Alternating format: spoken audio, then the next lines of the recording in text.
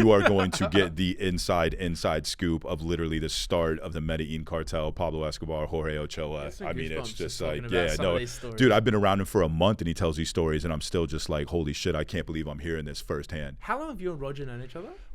I've known Roger right now for about 2.5 months. I've spent just so everyone knows, this is Roger Reaves, and he was connected to the cartel, the Medellín Cartel, who we're talking about in this part. He was literally responsible for setting up the main trafficking routes for the Medellín Cartel into the United States that essentially solidified the Medellín Cartel becoming what it was. Correct. And Barry, I don't even want to. Save that for the next we'll say that for them. So that's tangential to the Gulf Cartel.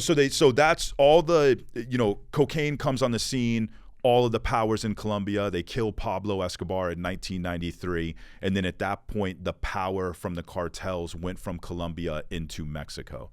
And there was, because before that, the Mexican cartels, they weren't really cartels. It was farmers in the mountains growing weed, things like that. They just didn't have the most profitable substance is what it came down to. But after they killed Pablo, the Mexican cartels got a hold in the trafficking routes and started bringing the cocaine in through Mexico before it was going in through the Caribbean. So that's why Colombia had the power, and then all of the Colombians and people in Miami had the power. But once they toppled those Colombian cartels and there was no power structure anymore, that's what brought about the creation of the strength of the Mexican cartels. And the Gulf Cartel, because of Nuevo Laredo, was the strongest cartel. And my ex's family was from the capital, like from the Gulf Cartel. And I remember the first time I went to Mexico with her, before I really knew who her family was.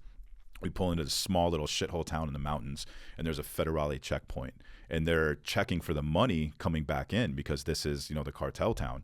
And we pull up to the checkpoint. She hands the ID to the federale, and he looks at it, and he says her last name, and he just kind of gives her that look, and he gives her the ID, and he just, gives her the nod, like, go in. All right, so they were kind of and so I'm just sitting there like, that was kind of fucking awkward. I'll never forget that moment. And then come to find out who her family was, and her father was already in federal prison. I went to visit him in federal prison before all of this happened. And then I think 9 months later, I was actually in that federal prison where I went and visited him. Really? Yeah, he was there when I got there. So which family member was it that introduced you to the business, to the family business, if we will? So her brother-in-law was going to prison for being involved with their family, and he was facing 6.5 years. Her sister was concerned that they wouldn't have an income when he went away.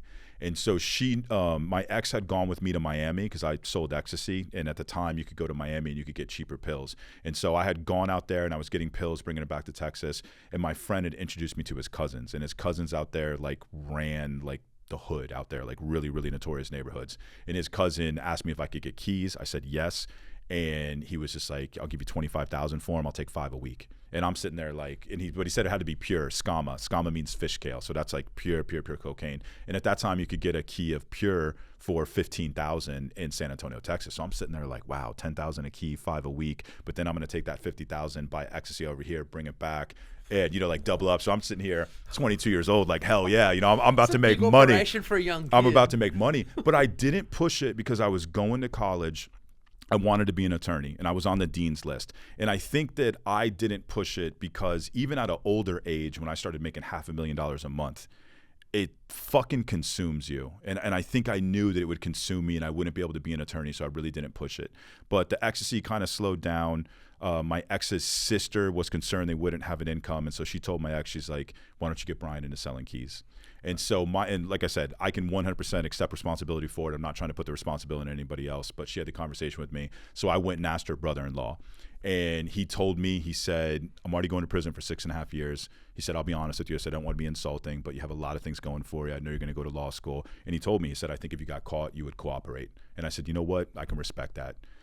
So I went back to the house, and I'll never forget it. I told my ex, and she had this pink Nokia 6600 phone. It was sitting on the kitchen counter, and I told her. He said no. Strong phones, by the way. Yeah. This was 2002. Yeah. Oh, absolutely. Yeah. So she goes and she picks up the phone. She goes into the room. She shuts the door. She comes out like 2 minutes or less later, just nonchalantly throws the phone on the counter, and she goes, "It's done." And she talked to her sister. Her sister essentially told, her husband, like, hey, we need this. You know what I mean? You got to hook him up. Oh, so the brother-in-law said no, pushed you away, and she made a phone call, got you back. The sisters talked, wow. and then it was just like, okay, yeah.